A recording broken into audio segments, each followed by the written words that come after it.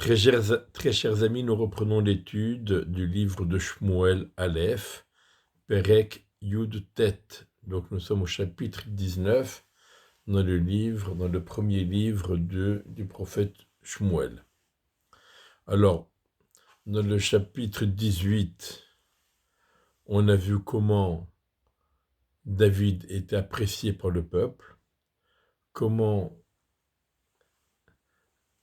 est née une rivalité et une jalousie entre Shaoul et David, d'une part, et l'amour de Michal pour David, dont elle est devenue l'épouse, Michal la fille de Shaoul, ainsi que de Jonathan, le fils de Shaoul pour David.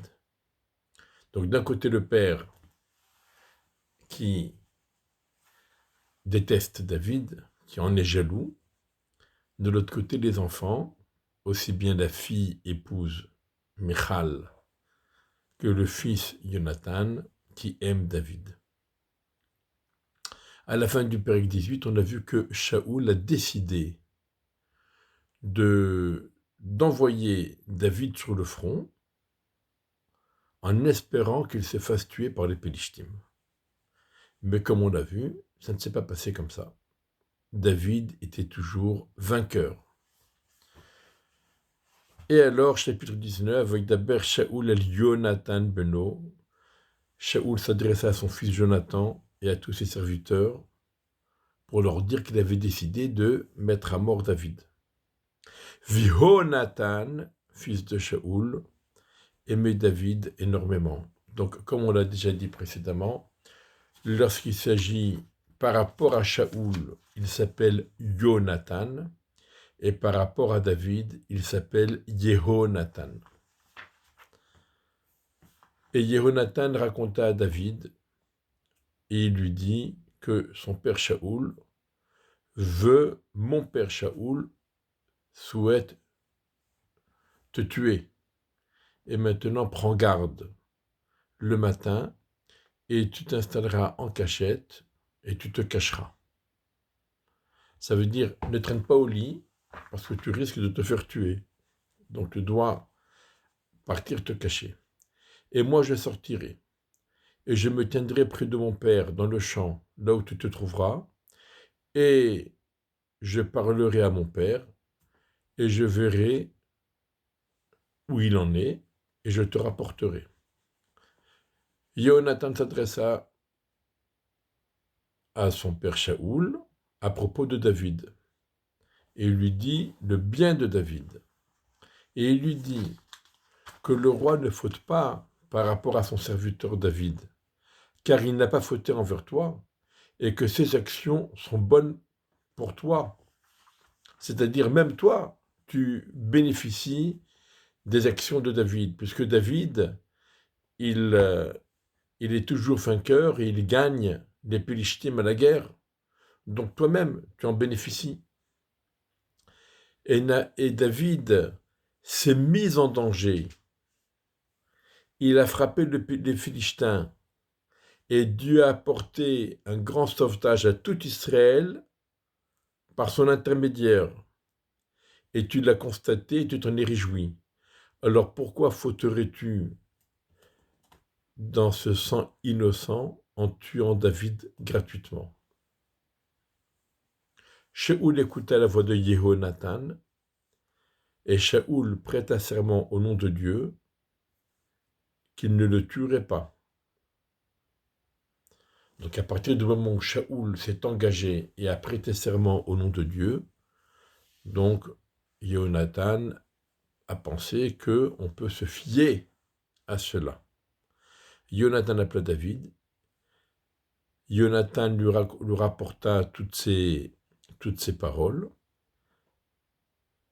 Jonathan ramena David à Shaoul et il fut devant lui comme hier et avant-hier. Ça veut dire on en revient aux premières fois, tout va bien, on a tout oublié, il n'y a plus de rivalité, il n'y a plus d'animosité, on redevient amis. Mais la guerre continua, et David sortait et se battait contre les Pélishtim, il les a frappés d'un grand coup et ils se sont enfuis. Un mauvais esprit s'empara de Shaoul alors qu'il était dans sa demeure, alors qu'il était installé dans sa maison, et sa lance était dans sa main. Et David jouait de la musique avec sa main. Donc, David continue à se battre contre les Pélishtim. David gagne des guerres contre les Pélishtim. David continue à se faire acclamer par le peuple. Et ça ronge Shaoul, ça attise sa jalousie, ça le ramène à une déprime, il redevient déprimé, et voici qu'il se trouve à côté de David. David fait de la musique chaque fois, comme il le fait chaque fois que Shaoul est déprimé, et lui, il avait sa lance dans sa main. Shaoul essaya de frapper avec la lance David, de transpercer David pour que la lance aille jusqu'au mur. Il s'est enfui de devant Shaoul, et Shaoul a donc frappé le mur avec sa lance, et David, lui, s'est enfui, et il s'est réfugié chez lui.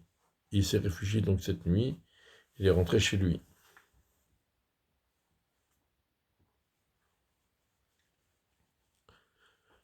Shaoul alla envoyer des messagers à la demeure de David pour le garder et pour le tuer le matin. Ça veut dire gardez-le pendant la nuit pour ne pas qu'il s'enfuit, et le matin, il faut le tuer.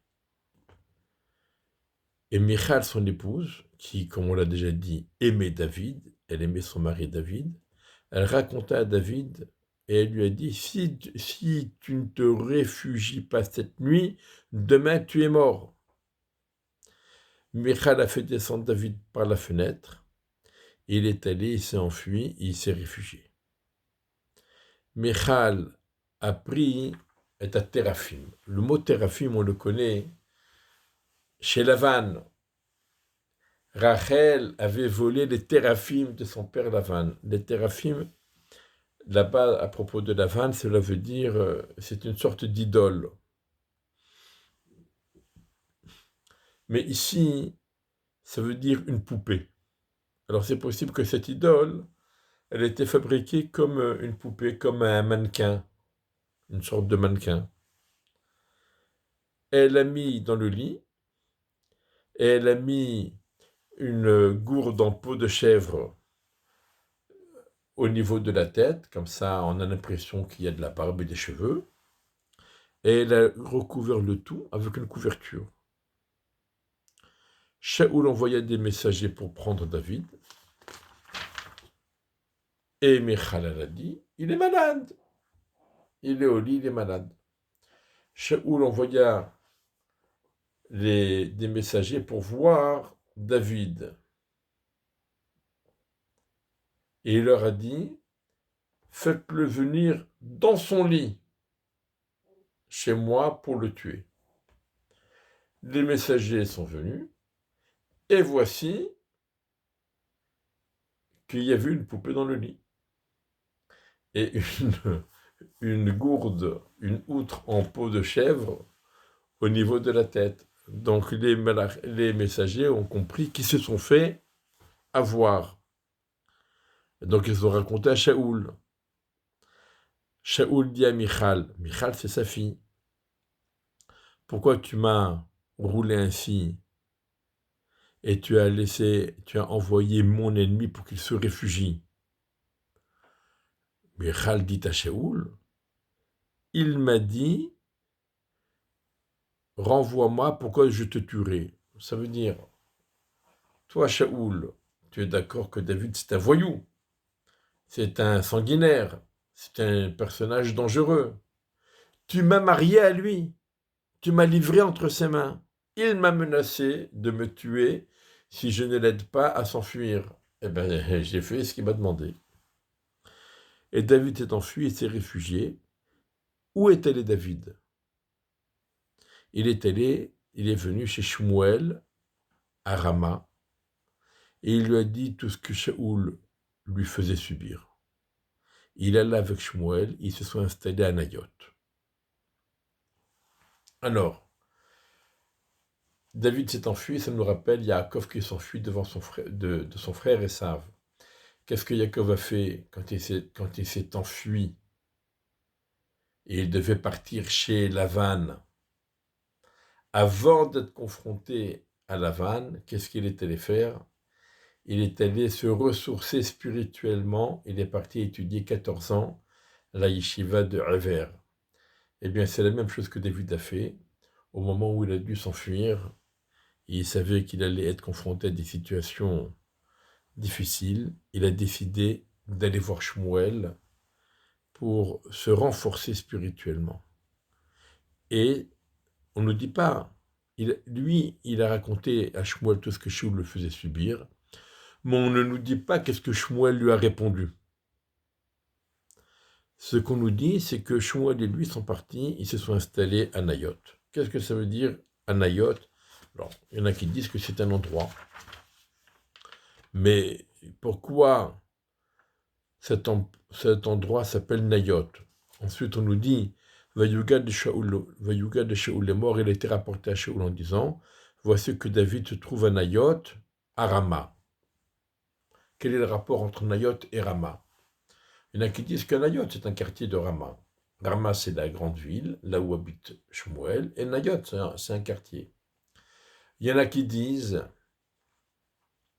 que Nayot, c'était le nom de l'école des prophètes que Shmuel avait ouvert. C'était le nom d'une institution, d'une école. Nayot, ça vient du mot Navi, un prophète, une école de prophétie, c'est-à-dire une école où on s'élève spirituellement. Et il y en a qui disent que Nayot, la Gemara dit, c'est quoi? Qu'est-ce que ça veut dire Nayot? Ça veut dire l'endroit où allait se trouver le joyau de l'univers, c'est-à-dire le Beth Amikdash. Shmuel et David ont décidé qu'il fallait choisir l'endroit où serait construit le Beth Amikdash. Dans la Torah, c'est nulle part écrit où le Beth Amikdash doit être construit. C'est marqué à l'endroit que Dieu choisira. Mais c'est quoi cet endroit? Personne ne le sait. C'est pas écrit dans la Torah. Pourquoi? Parce que si jamais on avait désigné depuis le départ l'endroit précis du Beth Amikdash, alors les Goyim auraient fait des grandes guerres et une grande résistance pour empêcher la construction du Beth Amikdash et pour empêcher que cet endroit soit conquis par les bénis Israël. Ou bien pour éviter qu'il y ait une lutte entre les Shvatim, à qui cet endroit, dans le territoire de quelle tribu serait cet endroit. Donc pour éviter toutes sortes de problèmes, la Torah ne nous a pas révélé où se trouverait le Beth Amikdash. Et là, Shmuel et David, Shmuel qui risque lui aussi la mort, parce que c'est Shmuel qui a oint David. Et oindre David alors que Shaoul est roi et il est vivant, c'est un crime de lèse-majesté pour lequel Shmuel risquerait la mort. À plus forte raison David qui est poursuivi de toute façon par Shaoul. Mais malgré tout, ils ont réussi à garder leur sang-froid, leur sérénité, pour discuter de l'endroit où serait construit le Beth Amikdash. Shaoul envoya des émissaires pour prendre David. Il a vu, alors les émissaires, le groupe d'émissaires, a vu le groupe des prophètes qui prophétisaient, et Shmuel se tenait sur eux, ça veut dire qu'il leur enseignait, et un esprit divin s'est emparé des émissaires de Shaoul, et eux aussi, ils se sont installés pour prophétiser.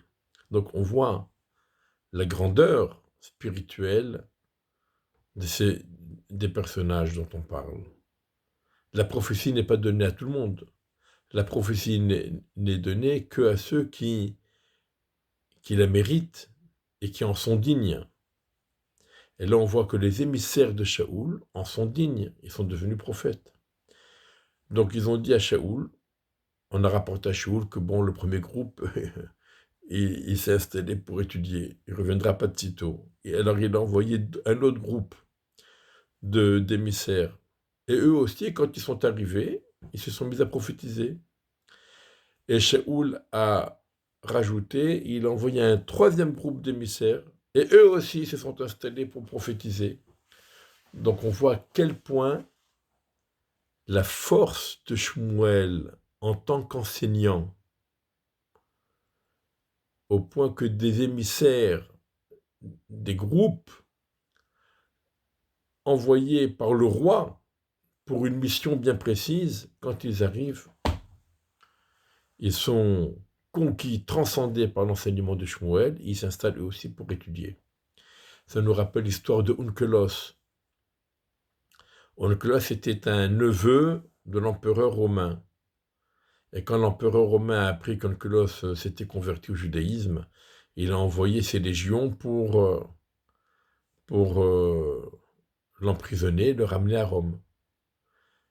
Et chaque fois que les légions venaient, ils discutaient avec Onkelos, et Onkelos arrivait à les convertir. Eux-mêmes se convertissaient au judaïsme. À la fin, il leur a dit, vous allez attraper Onkelos, mais gare à celui qui discute avec lui. Il ne faut pas parler avec lui, il ne faut pas discuter. Donc, en tout cas, on retrouve le même type de comportement. Finalement, Shaoul a décidé qu'il allait lui-même chercher David.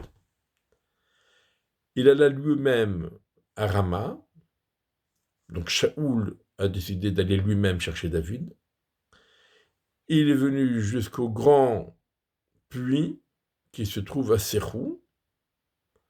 Il questionna et il a dit « Où sont Shmuel et David ?» Et il dit « Ils sont à Nayot, à Rama. » Il est allé là-bas à Nayot, à Rama, et lui aussi, il fut transcendé par un esprit de Dieu. Il est allé prophétiser jusqu'à ce qu'on arrive à Nayot, à Rama. Et il était tellement transcendé que quand il s'est retrouvé dans cet endroit face à Shmuel, Vaïfshad Gamhu Begadav, il s'est dévêtu. Ça veut dire qu'il a enlevé ses habits royaux. Il ne se sentait pas, il n'osait pas rester avec des habits royaux devant le prophète Shmuel. Et lui aussi, il s'est mis à prophétiser devant Shmuel. Et il est tombé nu toute la journée et toute la nuit, toute cette journée et toute la nuit.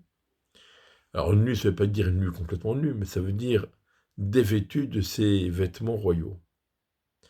Et c'est pourquoi ils disent, même Shaoul fait partie des prophètes. Et cette fois-ci, ce n'était plus de façon méprisante, mais c'était vraiment sérieux. On voyait que Shaoul était transcendé et qu'il prophétisait. Certains expliquent le mot arôme, ça veut dire qu'il était tellement transcendé dans la prophétie qu'il ne se contrôlait plus et qu'il était un peu comme un peu foufou, disons. Enfin, en tout cas, voilà.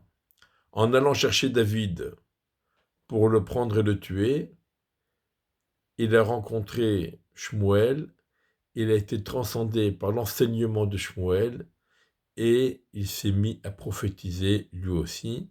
Donc on retrouve Shaoul dans un moment d'élévation et de grandeur spirituelle comme il l'était au tout début de sa carrière.